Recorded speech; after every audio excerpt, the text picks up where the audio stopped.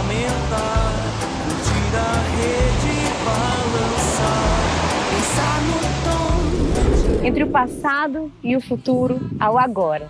Esse instante mágico que nos enche de esperança.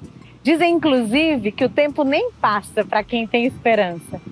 Mas aqui, na Praia do Futuro, o tempo vem se mostrado para a gente em suas alterações. O ambiente vai mudando, as paisagens, a ambiência, os frequentadores também. Mas seja no ontem, no agora ou no futuro, essa praia é lugar, território, espaço de mergulhar e se conectar com essa natureza que somos. Estamos na Praia do Futuro e é aqui, nesse lugar, que a gente vai ampliar conexões, diálogos e buscar sons e silêncios. Vem comigo! Você foi um cara que se apropriou de muitos ambientes. Como é essa tua relação com os ambientes e como eles também te alteram? Sempre me inspirou, mesmo sem saber que estava, né? Inspirando o mar, essa abertura para o mundo. Tanto é que é por isso que eu acho que eu naveguei tanto, literalmente, pelo mundo. E um dia desse, cara, eu tomei banho na draga e assim que eu mergulhei, meu Deus, que cheiro de Parnaíba, sabe? Eu senti muito, me teletransportou para minha infância. Eu não sei porquê, mas estava aquele cheiro do mar lá de Parnaíba, da Pedra do Sal, que é a praia que meu pai era preferido lá. Então é isso que significa, é um cheiro de infância, de vida, de escape, né? De liberdade. E é o legal que a gente vem andando aqui, ó, saindo do Serve Luz e entrando aqui na Praia do Futuro, e muda a paisagem, né? E a gente também vai sendo alterado nessa caminhada.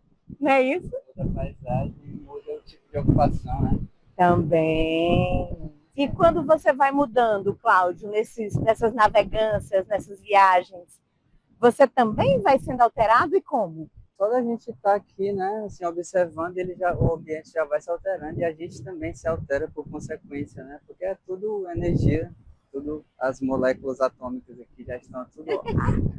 Então, eu assim como estava falando que as experiências de viagem em alguns lugares, elas me transformaram como pessoa, isso aqui também me transforma enquanto ser vivo, né? Altera completamente meu humor, minha química, né?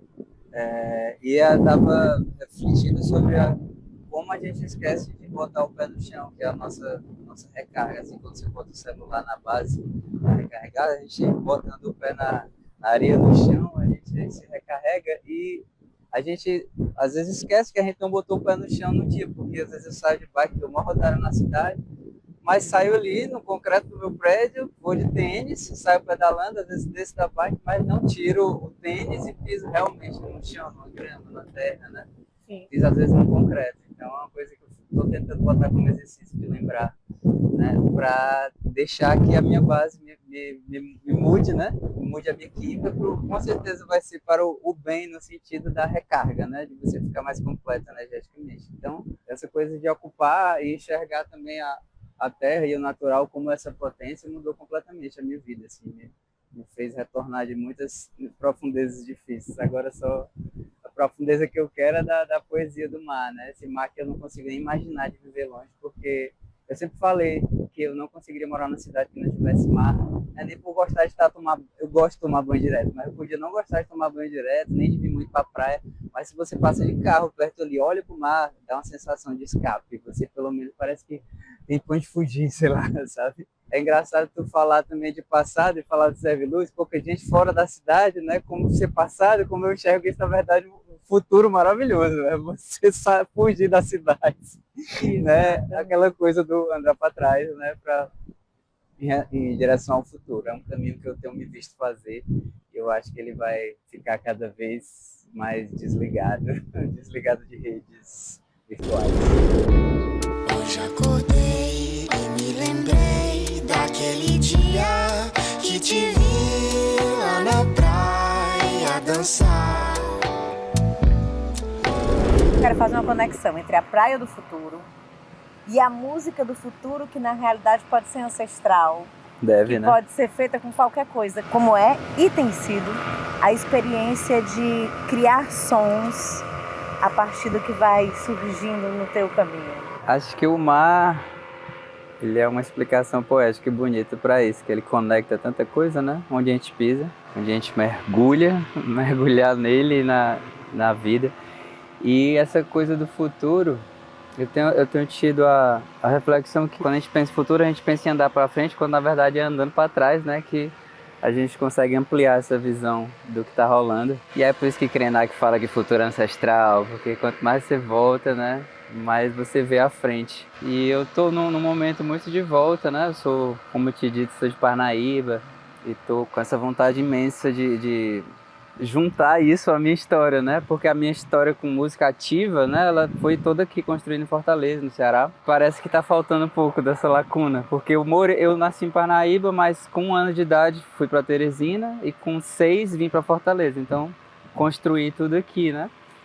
E agora eu tô com vontade de trazer o lugar que eu nasci para essa história, para essa construção coletiva. E eu que sempre fui dos coletivos absurdos aqui em Fortaleza, né? Vários dos meus projetos, talvez a sua maioria, sejam nesse âmbito coletivo, envolvendo muitas pessoas, né? Os meus ateliês também, sempre passou por não sei se foi uma vontade consciente, mas que foi acontecendo, de eu ver que eu gosto de trabalhar com grupos, com pessoas diferentes, né? Aquela coisa que às vezes é um desafio lidar, né, com os egos de um monte de gente, mas de alguma forma eu me sinto harmonizando bem dentro dessa confusão bonita. E quando foi que você foi entendendo, Cláudio, que tudo faz som e que o misto de todos esses sons, inclusive aqueles que a gente pode ter algum preconceito, tipo bater na mesa, estalar, o som do abre e fecha do ferrolho, como foi que você foi sensibilizando o ouvido para entender que tudo isso também é música?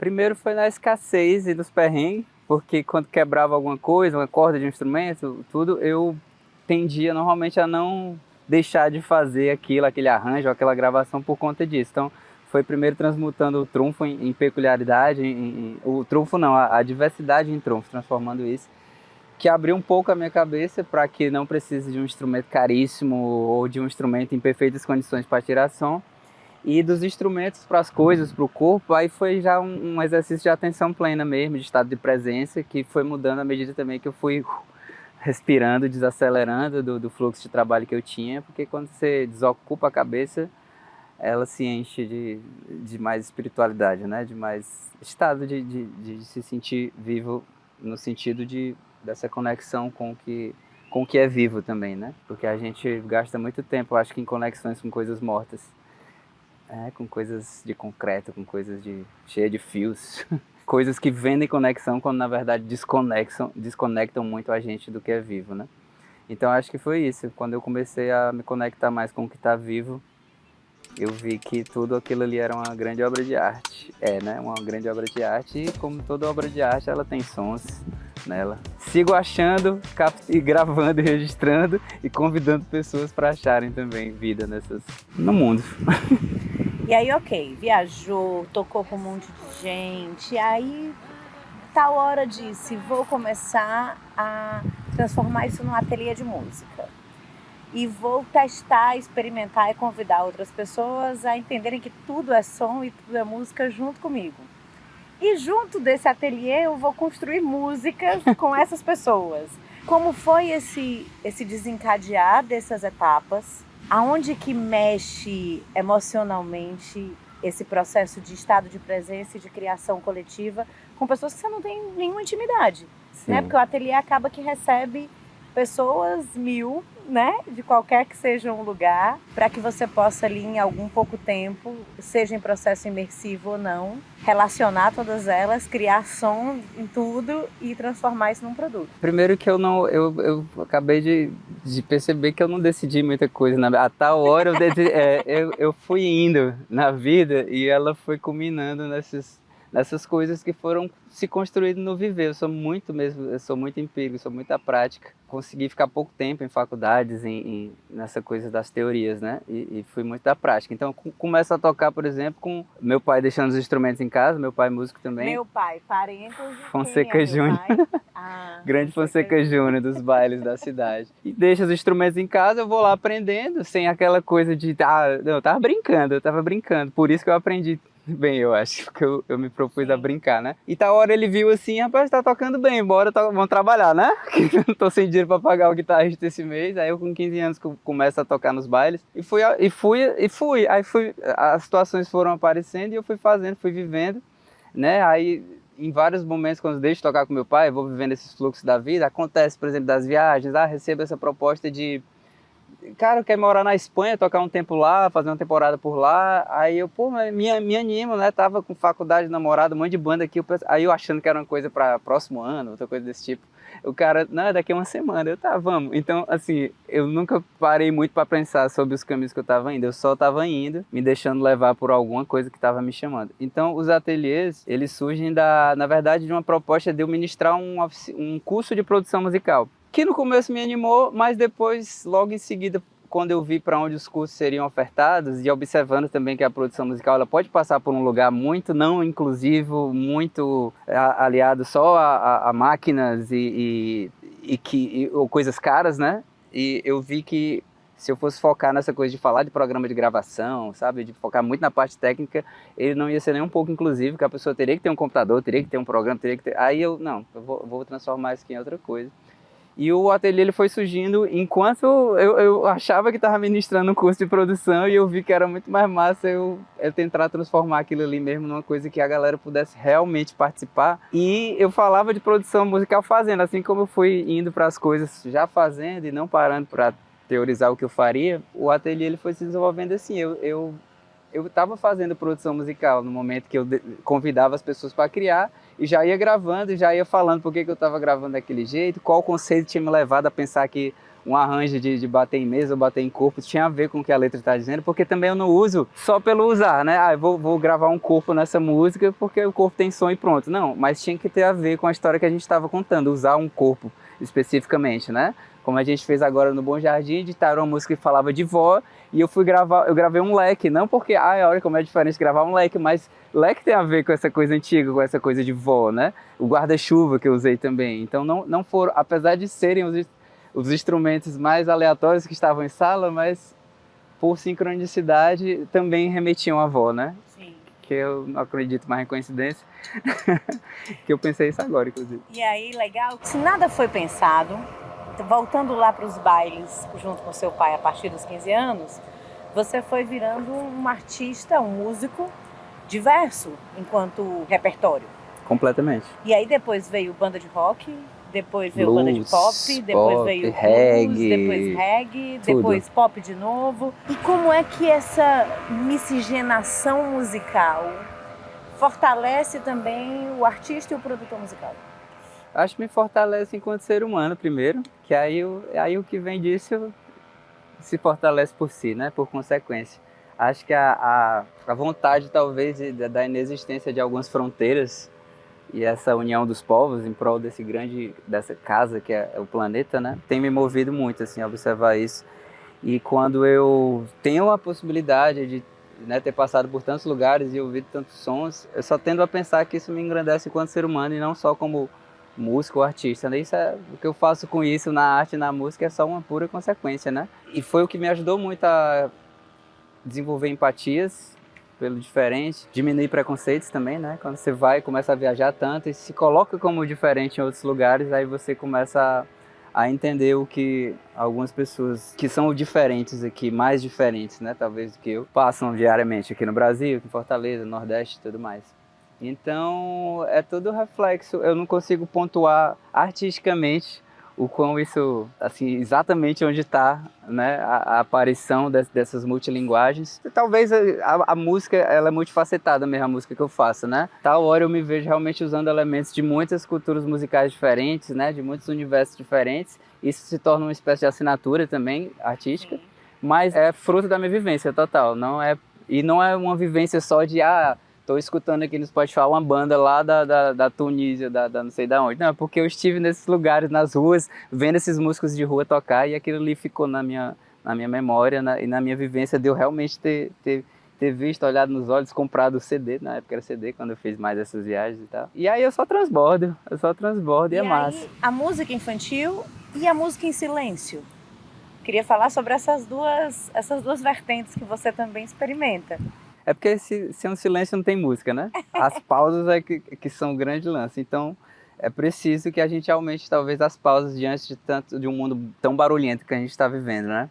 Então eu acho que para primeiro sair ali, qualquer emissão, o silêncio que precede ela é muito poderoso, porque é esse silêncio que vai criar o que vai sair provavelmente, que é o momento que você vai olhar para si e vai elaborar aquilo. Às vezes você não elabora muito o que vai ser dito, exatamente o conteúdo, mas o falar, o cantar, isso vem de uma pulsão de dentro, né? Então vem dessa construção que é a poesia pura, né? Então, realmente, assim, não é muito sobre conteúdo, é sobre a ação de se expressar. E é isso que eu trago muito na oficina. Para mim, aquilo ali é um exercício de expressão, na verdade. O que eu mais fico atiçando a galera para fazer é se expressar, não necessariamente criar uma música. Tanto é que muita gente se expressa não necessariamente tocando instrumento, mas dançando no meio da aula, né? A gente está gravando e uma pessoa quer só dançar, a gente vai lá e filma o Michael, né, que fez lá no Bom Jardim. Ou então manda um texto, algo mais recitado e tal. Então, para mim, a mágica acontece ali quando todo mundo entra no barco de se expressar. Assim, realmente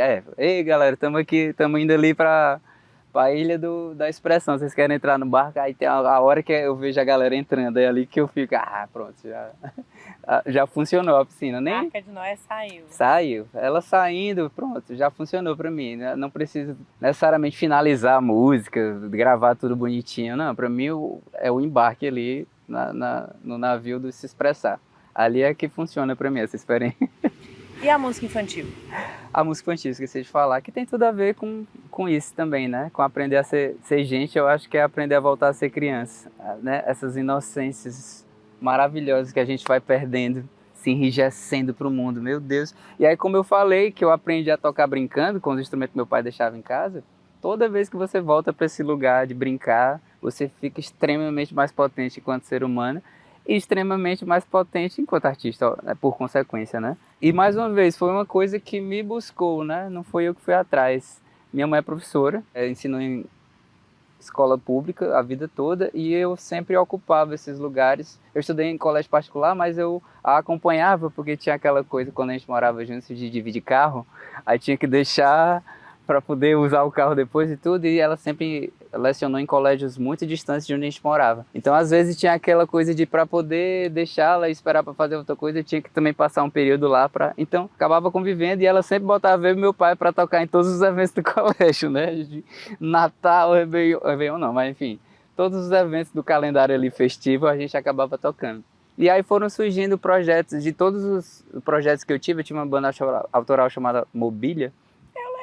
Pois é, que a gente enveredou muito por essa coisa de projetos que passavam do palco, né, e iam para outras áreas, e tem um projeto que era Mobília na escola, foi incentivado pela minha mãe, e ela, Cláudio, tu devia inventar algum show aí para fazer lá na escola, não sei o que e tal. Eu sempre, quando pego a ideia, eu gosto também de, já que ela surgiu aqui para mim, eu vou também personalizar e botar aqui um charme também. E aí a gente fez esse projeto Mobília na escola, e começou esse contato na verdade, não necessariamente com criança, mas com a escola. Eu acho que é esse lugar de aprendizado que devia ser mais brincante, inclusive. Eu acho que as crianças aprenderiam melhor, né? Eu acho que não existe muito aprender sem brincar. E, felizmente, recentemente, isso voltou para mim eu fiz um trabalho com a tia Bia, que é uma professora, não é nem professora de inglês, mas ela tem um canal que promove essa coisa do bilíngue, né? Que ela fala muito sobre ser uma pessoa bilíngue, né? Ela é uma pessoa bilíngue, morou na Disney e hoje conduz isso com a família, com as filhas e tudo. E faz um canal para incentivar as pessoas, né? A lidar com essa dos línguas, o inglês e o português. E ela me chama para fazer uma música para esse canal, tipo versões que ela faz em inglês, misturando inglês e português. Eu gosto muito de te ver, Little Lion, sabe? Fazer essas brincadeirinhas para as crianças a brincarem com isso, aprenderem o inglês brincando, né? E o Flávio Paiva vê esse vídeo que eu fiz, se arranja, e Flávio Paiva, que tem uma grande discografia voltada para crianças, me manda mensagem: Cláudio, eu vi o teu trabalho aí, tu não quer produzir um disco infantil não, com músicas minhas? Aí eu quero, bora. E aí vem o Brincadeira de Cantar, que eu produzi junto com a Tori, que é uma artista daqui do Bom Jardim. e que ela interpreta o disco e produz junto comigo, que também é uma pessoa que já trabalha com a educação infantil há muito tempo, tem essa proximidade, é cordelista, enfim, é brincante, é palhaça, então encaixou perfeitamente, assim, foi um projeto que esbanjou amor, porque a gente fez realmente com muito amor, pensando nos filhos que a gente vai ter, foi, e com muita sensibilidade, assim, foi... Enfim, é um projeto lindo, depois escutem. Você pode escutar no carro, na voz. Como é que você tem brincado com essa tecnologia e levado a ancestralidade para dentro dela? Existem umas tecnologias que não tem a ver com máquinas que são bem interessantes, né? Tipo, estava falando da mobília, da ocupação das escolas, e a gente... É porque eu sempre tive uma preocupação muito que as pessoas absorvessem, tivessem contato melhor com a letra da música que está sendo cantada durante os shows. Isso era uma preocupação constante com a mobília. Por isso, levei ela para lugares como a livraria e a escola e tentei propor que, algum material que pudesse aproximar as pessoas dessa letra.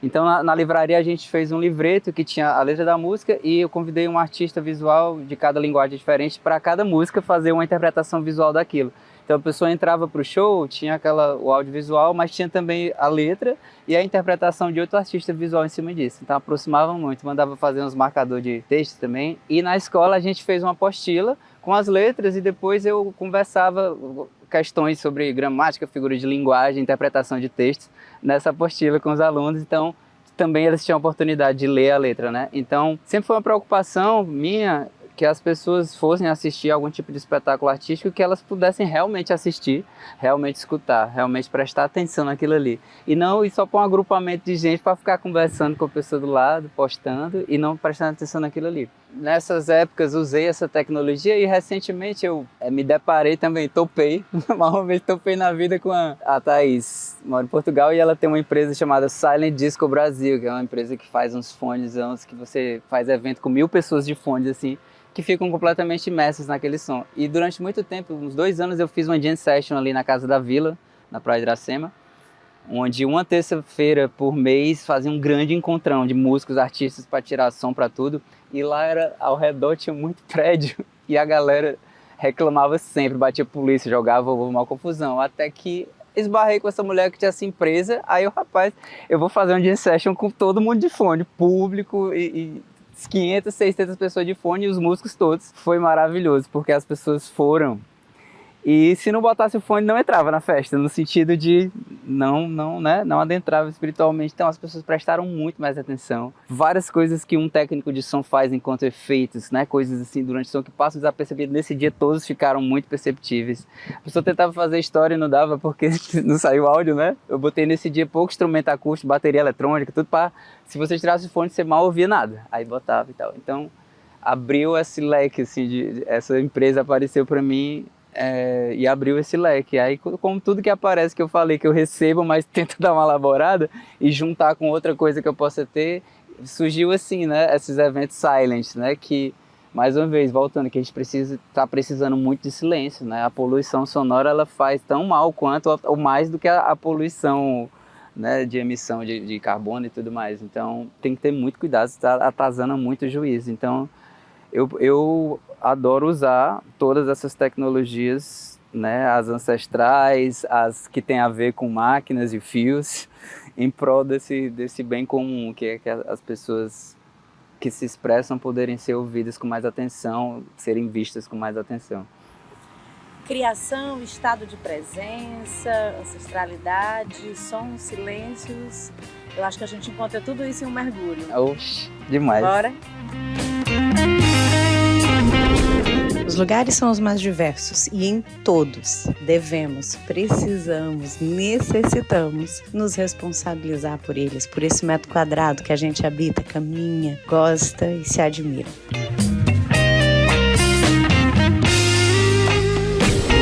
Com esse convite, Claudinho topou e o Poço da Draga partilhar do seu ateliê de criação. O resultado? Alegria, união e criação. E um clipe lindo que a gente fecha o programa com uma palhinha para no próximo episódio a gente poder se deleitar nessa brincadeira de criar juntos e de se responsabilizar pelo nosso metro quadrado no mundo.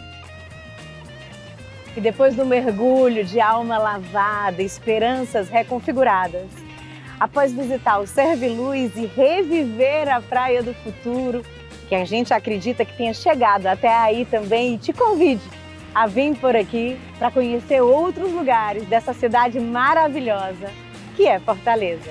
Te espero. Ah, e se você não segue a gente, @lugarartivista, se inscreve, deixa seu comentário e manda pro seu amigo. Esse lugar é o nosso lugar de artivistas.